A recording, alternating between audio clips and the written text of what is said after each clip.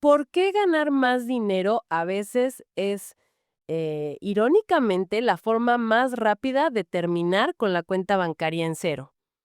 Es una locura, ¿no? O sea, es una paradoja que desafía por completo toda lógica matemática. Pero, ¿ocurre todos los días? Totalmente. Así que hoy vamos a hacer un análisis a fondo, una verdadera inmersión en un misterio que es tanto financiero como psicológico. Y para eso nos vamos a basar en unos textos fascinantes de El dinero siempre desaparece. Exacto. Y nos vamos a centrar en un caso de estudio súper revelador, el caso de un hombre llamado Andrés. Un caso muy representativo. Sí, nuestra misión hoy es desentrañar cómo las creencias invisibles, o sea, esas reglas no escritas que formulamos en la infancia, pueden llegar a gobernar y hasta sabotear el presente de un adulto. Es un tema profundo. Bueno, vamos a desglosar todo este tema, porque la historia de Andrés arranca en un escenario que, a ver, resulta incómodamente universal para muchos. Seguro que sí. Imagínense esto. Es una noche de jueves. Andrés está sentado solo en el comedor de su casa. Ajá. Tiene una libreta abierta y está tecleando, pero así frenéticamente en la calculadora del teléfono, revisando los movimientos de su banco. Y el detalle clave aquí es que su salario ingresó apenas hace 2 semanas. Exacto. Sin embargo, al mirar la pantalla, la cuenta está prácticamente en cero. Y el saldo, bueno, simplemente no cuadra con el nivel de esfuerzo que él le pone a su trabajo todos los días. Y esa es la primera pieza clave de todo este rompecabezas. Hay que establecer un contraste súper importante desde el principio. Sí, a ver, Andrés no es, digamos, el estereotipo del desastre financiero. No estamos hablando de alguien irresponsable. no es alguien que derrocha su sueldo en lujos o que, no sé, tiene problemas con el juego. Para nada. Él paga sus cuentas a tiempo, tiene un buen empleo y de hecho, o sea, se esfuerza activamente por educarse en el tema. Descarga aplicaciones de Sí. presupuesto, Ve videos de finanzas personales y cada fin de mes hace esta promesa de, el próximo mes va a ser diferente. pero el ciclo se repite.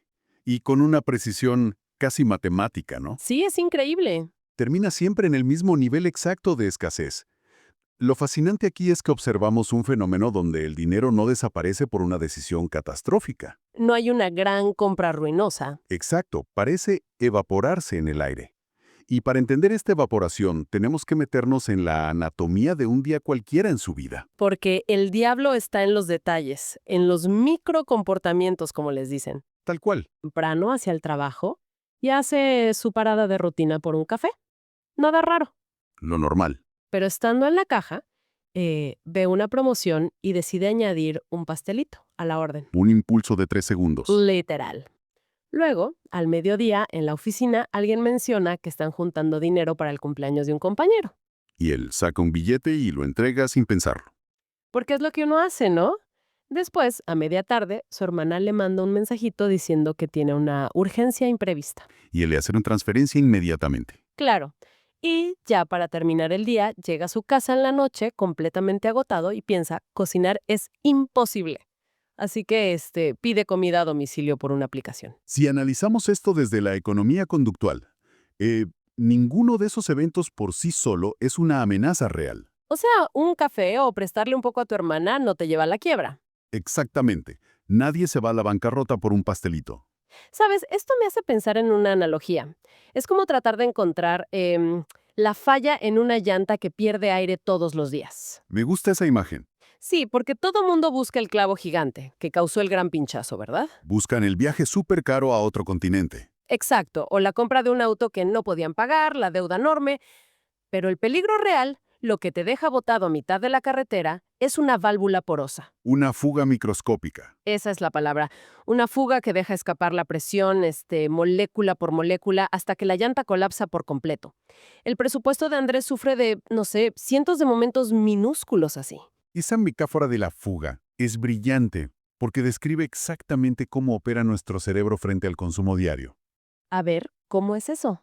La arquitectura de nuestra mente está diseñada para registrar muy fácilmente las transacciones grandes. O sea, si compro un refrigerador, me acuerdo. Claro, el cerebro etiqueta la compra de refrigerador o el pago del colegio como algo importante. Genera un registro claro, pero el cerebro también es una máquina que busca ahorrar energía a toda costa. no quiere procesar demasiada información. Exacto. Para no sobrecargar el sistema evaluando cada centavito, crea intencionalmente unos puntos ciegos para los gastos chiquitos. O sea, los clasifica como ruido de fondo. Directamente. Los disfraza de ruido cotidiano inofensivo. El pastel de la mañana, la cooperación del cumpleaños, el favor a la hermana. La mente simplemente los archiva en una carpeta de invisibilidad. ¡Wow! Así que, cuando llegue el momento de hacer números a fin de mes, la persona no tiene acceso a esos datos.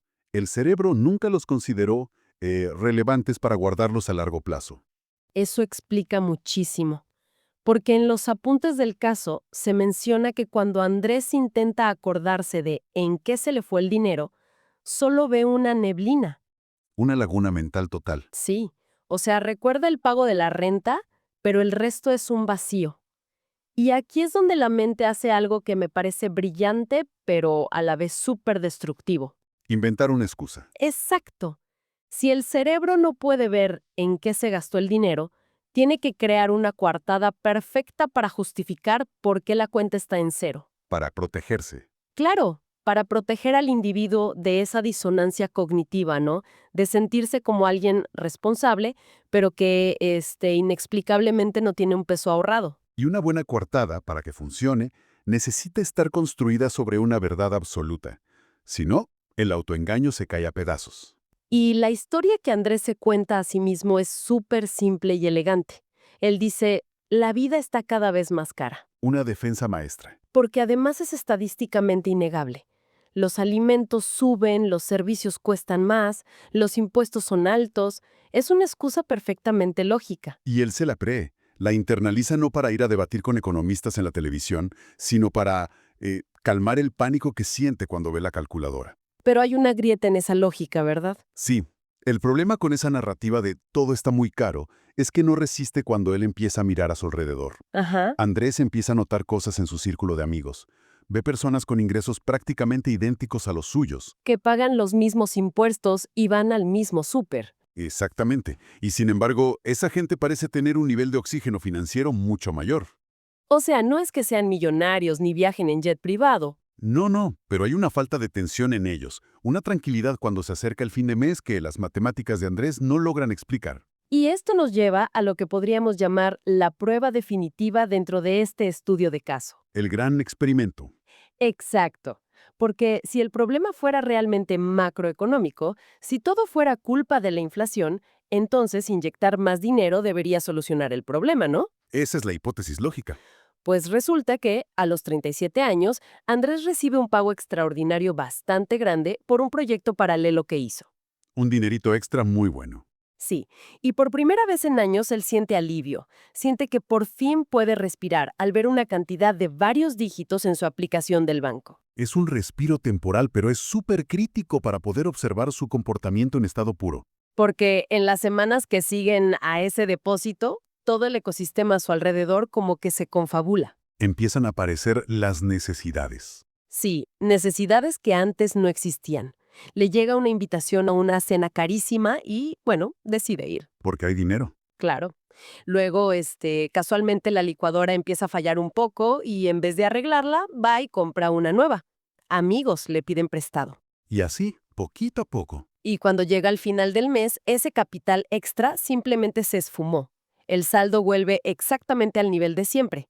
Y Andrés regresa a la silla del comedor con la misma libreta. Este es justo el punto de inflexión donde nuestro diagnóstico tiene que cambiar. A ver, espérame un momento.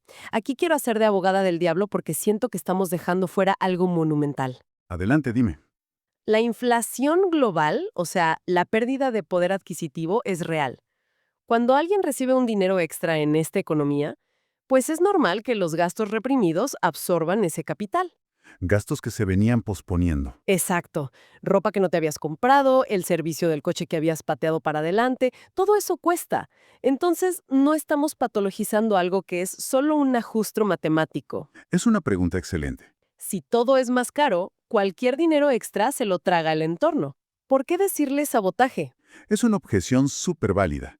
Pero si conectamos esto con el panorama general, la clave está en observar la velocidad y la proporción de ese gasto. La velocidad. ¿Sí? Fíjate, si la inflación fuera el único motor, ese ingreso extra habría servido de colchón.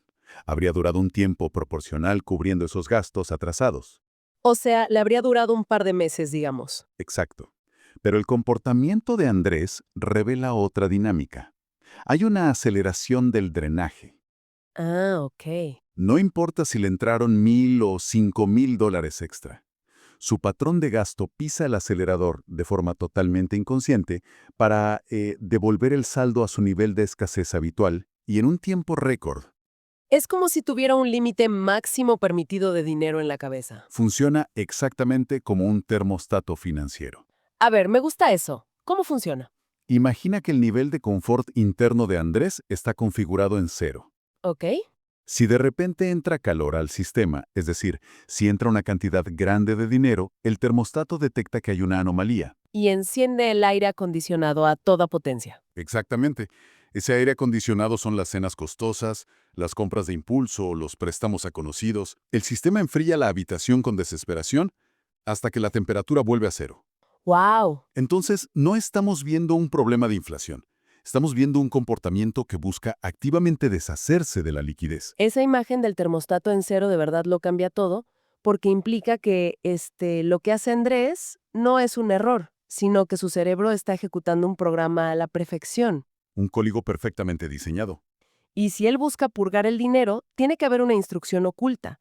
Alguien, en algún momento de su vida, escribió una línea de código que dice, tener dinero es peligroso, vuelve a cero. Y para encontrar a ese programador original, tenemos que viajar al pasado de Andrés, A esa etapa donde instalamos nuestro sistema operativo. a su infancia. Vamos a visualizar la escena, porque el caso la describe muy bien.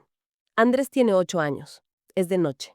Está tirado en la alfombra de una salita, súper concentrado coloreando un cuaderno. Ajá, un niño en su mundo. La televisión está prendida, haciendo ese ruido blanco típico de los 90s, y sus papás están sentados en la mesa del comedor, rodeados de carpetas, recibos y calculadoras. Una escena familiar muy común. Para alguien de afuera, el niño está a lo suyo, ignorando a los adultos. Pero la neurociencia nos dice que a esa edad, el cerebro es como una antena parabólica. Sí, una antena de alta sensibilidad buscando amenazas. Y en esa sala, el niño de 8 años escucha a su mamá soltar un suspiro así, profundo, súper pesado y agotado. El lenguaje no verbal de la angustia. Y luego escucha la voz tensa de su papá diciendo 3 frases clarísimas. 1. No podemos gastar en eso. Ajá, 2. Hay que guardar para cualquier emergencia. ese es crucial. Y 3. Nunca se sabe lo que puede pasar. Frases que, si lo piensas como adulto, son pura prudencia financiera. Claro, uno de adulto escucha eso y dice, bueno, están planificando. Es planificación responsable. Aquí es donde se pone realmente interesante el asunto. La tragedia silenciosa es que un niño de 8 años no sabe qué es una recesión. Ni entiende que es el desempleo. No entiende de tasas de interés. Su cerebro interpreta la realidad solo a través de la supervivencia y de las emociones de sus papás. Sus figuras de apego. Exacto. Si el niño ve que esos papelitos en la mesa causan que sus papás sufran, suspiren y tengan miedo, su cerebro no procesa tenemos un problema de liquidez. Procesa, hay una amenaza vital en la casa. Así es. El dinero es la amenaza. Y así es como se forja esa regla silenciosa. La amígdala del niño, que es la que procesa el miedo, asocia directamente el dinero con el dolor ¡Wow! y saca conclusiones inconscientes. Dice, si hay dinero, mis papás sufren. Y peor aún, si tienes dinero guardado, significa que algo malo está a punto de pasar. Claro, porque la frase del papá fue, hay que guardar para cualquier emergencia. Ese es el detalle más perturbador de este mecanismo. Esta memoria no se guarda como una anécdota. Andrés no va a recordar esto de adulto diciendo, esa noche decidí sabotearme. No, se vuelve un reflejo. Exacto. Al conectar el ahorro con la inminencia de una emergencia, tener dinero deja de sentirse como una red de seguridad. Ya no es tranquilidad. Subconscientemente, tener excedentes en el banco se siente como estar en la antesala de un desastre. Es estar esperando que caiga la bomba. Es como si tener dinero atrajera la tragedia. Funciona como un pararrayos emocional. Muy buena analogía. Y una vez que ese niño de 8 años instala ese programa, el software se queda corriendo de fondo para siempre. Y podemos ver el eco de esto a lo largo de su vida. Un patrón que se repite una y otra vez. Sí. A los 18 años consigue un trabajo de verano. Quiere comprar un coche, pero misteriosamente el dinero se dispersa en semanas. Ajá. Luego, a los 26, le dan un ascenso en el trabajo. Invita a sus amigos a celebrar y 6 meses después su estrés financiero es el mismo que cuando ganaba menos. Y a los 37, lo del proyecto extra que ya vimos. Cambian los escenarios, cambian las cantidades, pero la melodía siempre es la misma. Hay que purgar la cuenta. Y esto plantea una pregunta súper importante sobre el comportamiento humano. ¿Cuál? Si Andrés tiene la capacidad de racionalizar, si él ve la calculadora en cero y se frustra, ¿por qué es tan difícil detener el patrón en el momento en que está ocurriendo? Claro, o sea, cuando saca el billete para el regalo de la oficina, ¿por qué su cerebro no le grita alto? Estamos perdiendo recursos. Bueno, esa es la característica más sofisticada del autosabotaje. A ver, explícame eso. No se puede detener en el momento porque internamente gastar ese dinero no se siente como una destrucción. Al contrario, se siente familiar, reconfortante y, lo más importante, tiene una justificación moral incuestionable. ¿Una justificación moral? O sea, usa sus propios valores como escudo. Precisamente. Fíjate que Andrés no tira el dinero en casinos o en cosas terribles. No. Él está siendo un buen hermano, un buen compañero de trabajo, un ciudadano responsable. Sí, su historia interna es, soy una persona generosa que ayuda a su familia. Pero esa narrativa de virtud es solo una máscara brillante. Oculta el mecanismo de defensa. Usa la bondad como válvula de escape para deshacerse de la amenaza. El inconsciente detecta el dinero como un peligro de emergencia inminente. Así que encuentra en las ayudas familiares el canal perfecto para evacuar ese peligro sin que la mente racional sospeche nada. ¡Wow! Es una arquitectura mental asombrosa, de verdad. Engañarse a uno mismo haciendo actos nobles solo para poder volver al nivel de estrés con el que el sistema nervioso se siente a salvo. Porque en el mapa emocional de Andrés, la escasez equivale a estar seguro. Es el lugar donde la emergencia aún no ha llegado. Desenredar un nudo así requiere una introspección gigante. Y bueno, todo esto nos trae de vuelta al punto de partida, a las etapas finales de nuestro análisis de hoy. A esa noche de jueves. Sí, regresamos al comedor. Después de hacer todo este recorrido mental hacia su infancia, Andrés por fin cierra la libreta. Ya no hay aplicaciones ni matemáticas que lo salven. Solo está él, el silencio de la casa y el zumbido suave del refrigerador en la cocina. Y hay un peso inmenso en esa escena. Porque lo más fuerte de todo esto es la falta de un clímax de película. No hubo un villano, Exacto. no hubo un trauma espectacular ni un accidente terrible. Fueron solo palabras comunes flotando en el aire mientras él pintaba. Suspiros frente a unas facturas. Suspiros que él asumió como la ley inmutable del universo. Y sentado ahí en su comedor, Andrés representa a muchísima gente, ¿sabes? A millones de personas trabajadoras. Personas que se levantan temprano, que asumen responsabilidades, pero que conviven con la sensación de tener un hilo invisible atado al pasado, que los jala otra vez a la casilla de inicio. El resumen de esta gran revelación es que el problema nunca fue cuánto dinero entraba. Ni la inflación. No. El problema era la obediencia ciega a un mandato de cuando él era demasiado pequeño para entender el mundo. Estaba intentando navegar las finanzas de un hombre de 37 años usando el manual de supervivencia emocional de un niño asustado de 8 años. Es como intentar dirigir una empresa multinacional con un abaco de juguete. Exacto.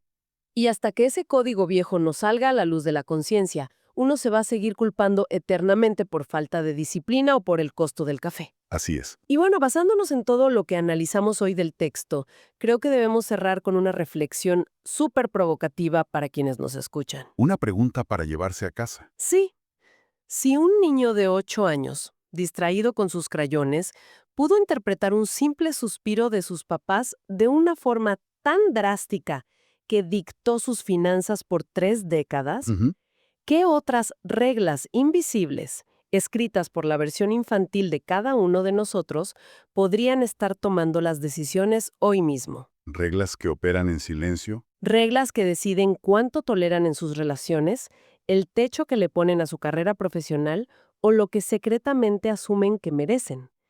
Todo esto mientras caminan por la calle convencidos de que son los adultos racionales al mando de su vida. Es algo que de verdad te deja pensando. Definitivamente. Bueno, Ha sido un viaje increíble. Gracias por desempacar todo esto conmigo. Sí, ha sido un análisis profundo y necesario.